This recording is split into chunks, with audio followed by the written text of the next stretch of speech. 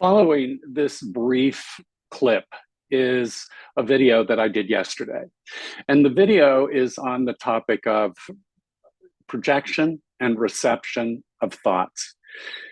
What I felt after I completed yesterday's video was that I missed a really important element of the ideas of projecting and receiving thoughts. And the element is, of course, the spiritual element. I kind of emphasize, as you will see if you choose to really take a look at the clip that follows this, I talked a lot really about more on a material level than on a spiritual level. And, certainly my emphasis and, my work is on a spiritual level. So there is value and benefit, certainly, to work of projecting and receiving thoughts. So projecting thoughts, certainly from a spiritual standpoint, we have a loved one, a friend who's suffering from some kind of illness or some kind of challenge in their world and life. We can certainly, with focus, intention, and from our heart, send them thoughts of peace and love and harmony. Certainly in the times of turmoil and trouble, in the cases of illness, that and over the years, this particular piece is more for me, the idea of people being ill and sending energy to people in that context. And I really feel at this point that the best thing that I can send to someone who's ailing is thoughts of love, thoughts of encouragement, thoughts of support, that they're in a place of peace. As far as the idea of reception of thought goes, I think I talked a little bit, I think I covered that probably a little bit better. But, one of the things that we do want and desire is that we are receiving direction from the source that we believe is the source of our spiritual world and life, whether you call it Muhammad or God or whatever, cosmic, cosmos, whatever that energetic form is, that you are available to receive direction of a higher spiritual nature for you in direction of your life, or could be the material side too. I always have this caveat, and I've shared it with you if you watch the videos on the psychic parts of my work, and that is, we never send any thoughts to harm someone. That kind of energy is just going to come back into our bodies in a negative way, arcing back to us. I think that we really should avoid anything that might become an ego idea, massaging an ego. I think when you watch the video that follows this, you'll hear pretty clearly from me my ideas that, the idea of sending thoughts is about love, sending love, receiving love that really transcend the physical plane. Okay, so I hope you'll watch the video. I think there's still value in it. So wherever you are today, I hope you're having a wonderful day. And thank you again for listening.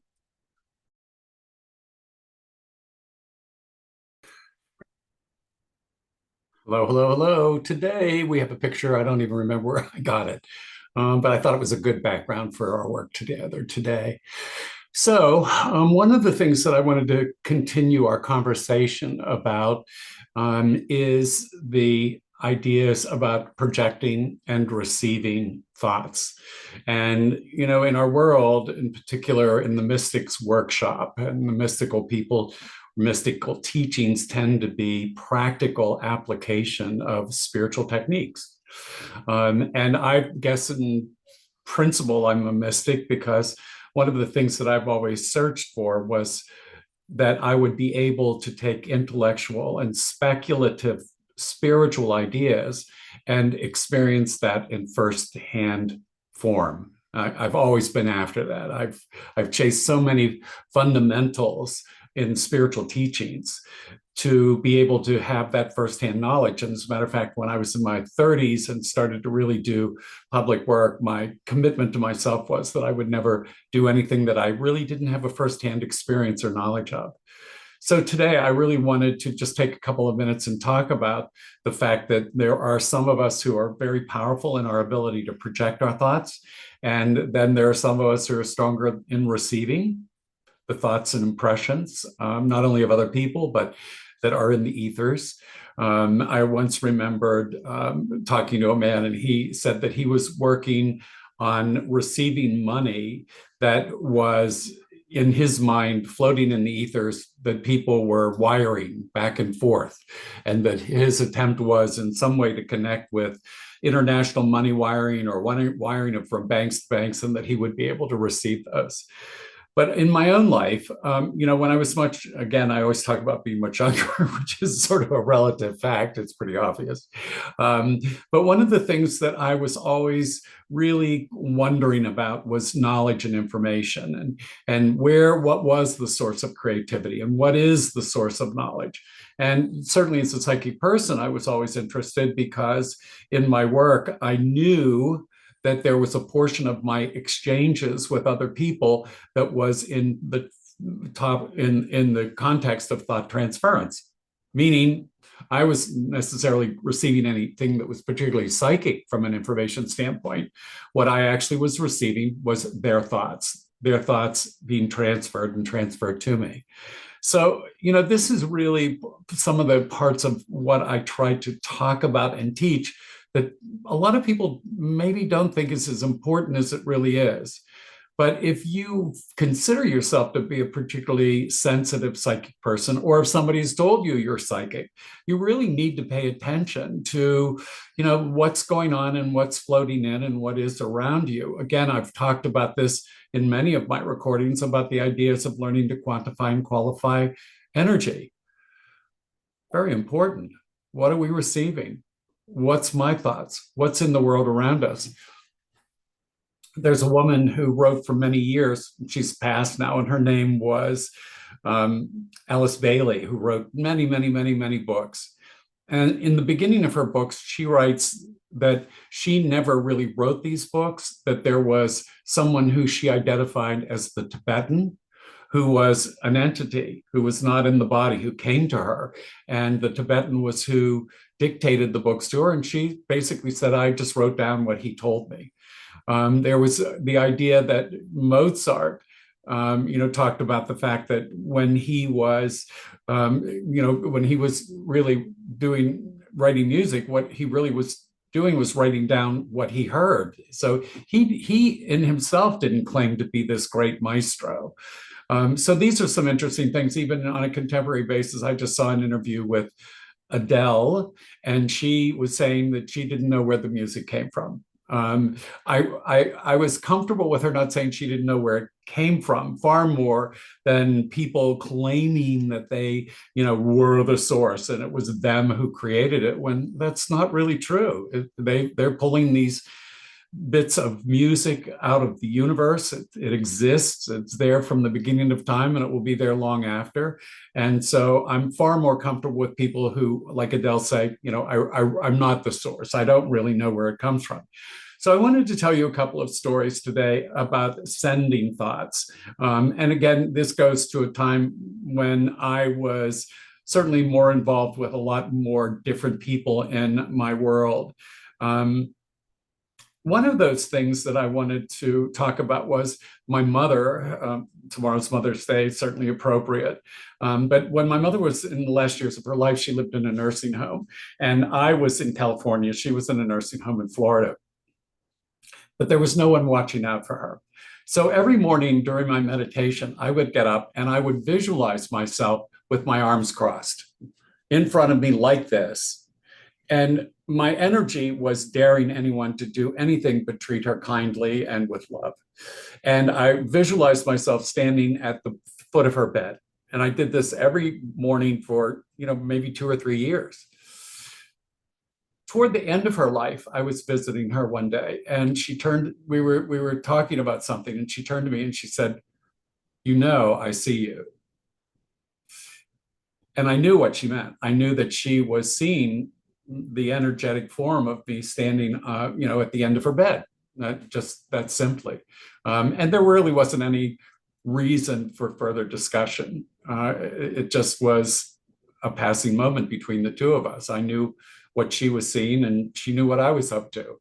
And not being necessarily that emotional of a person, I know that in a way she was thanking me for that. Then there was this other situation that I had years before, and I was involved in a situation, and there was a man who I really had to interact with, and he just really didn't like me. That's all there was to it. He just didn't like me. And so I began a series of visualizations with him. And what I would do was I would visualize a chair in front of me. I would be sitting in my chair, visualize a chair in front of me. I would then visualize him in the chair. And then from my heart center, I would create an energetic ray of heart loving energy between myself and this man. Now, I did this for the better good of everyone involved. This was not me trying to overcome anyone's subconscious, because you can't do that. You could try, it's just going to hurt yourself more than anything. But again, this was a loving effort. I was looking for peace and love and harmony in that effort. And about 3 days later, I ran into him and he came up to me and he was like, "Hey, hello, how are you?" And I was like, "Oh, what is this?" And I had to remember, again, essentially what I had done in terms of my sending those thoughts and creating that energetic form and pattern between the two of us, the results that I got from those. So I think that probably the biggest message of what I have for you today is, though we're talking about these ideas about psychic energy, because, obviously when we're in the psychic realm and we're working with the 5 psychic senses, we're receiving energy that's beyond the physical world. And as I've said before, sometimes that's really difficult to accept. That's why I always encourage people to have a journal, write it down the minute that it happens. Because when we have those really phenomenal experiences, we tend to destroy them. The more we walk away from it, the more we can find ourselves going into disbelief. That didn't happen, that never went on, that never kind of thing. But it's very important to really write it down, because it makes it real. And from that, we build our confidence. The more experiences we have, the more confident we are in working in that realm, and quantifying and qualifying and realizing what it is that we are and what we're receiving. On the receiving end, I've certainly talked about some times, on the subway in New York City.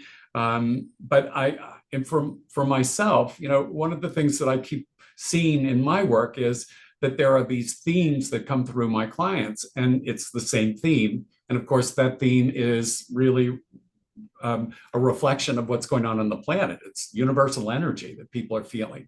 At a particular time, they can be feeling very unsafe. They can be feeling, really kind of fearful, when, sometimes that energy is here and on the planet versus something being very peaceful. I firmly believe in some of the mental constructs that we're taught in the spiritual realm. One of which I've always been a great believer in is the idea of protection, protecting my physical body, protecting my home. I actually went through a period of time where I really felt that, I did need to protect my home. And I actually found myself in a very aware situation that somebody was really kind of psychically spying on me. They were, zooming around my house, and I think they were, trying to figure out what I was doing and what I was up to. That really didn't hurt me as much as it hurt that woman. That's very dangerous and not anything that I would ever prescribe or suggest anyone do. Again, if you're doing any of this work about projection or reception, it really should be about your own spiritual journey. It should be about the questions that you're holding and carrying. Again, I always know this from my own experience, that there are times that asking a question begs for an answer. And I have been in these periods where I've had a spiritual idea or concept that, I just carry and I'm asking and wondering about and trying to figure out, like reincarnation, for an example. Or once I was really in this period where I wondered if it was true that music existed in the psychic realms or in the astral realms. And one morning I woke up and I literally know that I was hearing music. I'm obviously had no interest in becoming a musician, but it was, again, one of those ideas that I was holding that was intellectual and speculative that I really wanted to have firsthand experience. So the bottom line to this is my support of you is and will always be this. You have to embrace the psychic part of yourself. We live in this world of visible and invisibility. There are 2 worlds in which we move and live. And the more we accept that and get to it, the easier and less confusing certainly our life can be about understanding where information is coming from and what's the source of that. One of the pieces of this puzzle is that our ego comes up, the physical body comes up and tries to stop us from our own growth. It's just like, no, we don't. We're safe in the material realm. Feed the physical senses. Don't do anything that would rock the boat for me or make me feel unsafe. But as part of the spiritual journey and the unfolding of our spiritual nature and our psychic nature, one and the same, obviously it's really important to really continue to open those doors, be brave, and move forward. So today it's about really this idea of asking a question, holding it, expecting an answer. And it really takes a lot of bravery in a lot of cases to do this. I hope today is interesting to you and helpful. If you have any questions, please get in touch with me. I thank you again, as always, for listening. And I hope wherever you are today, you're having a wonderful day.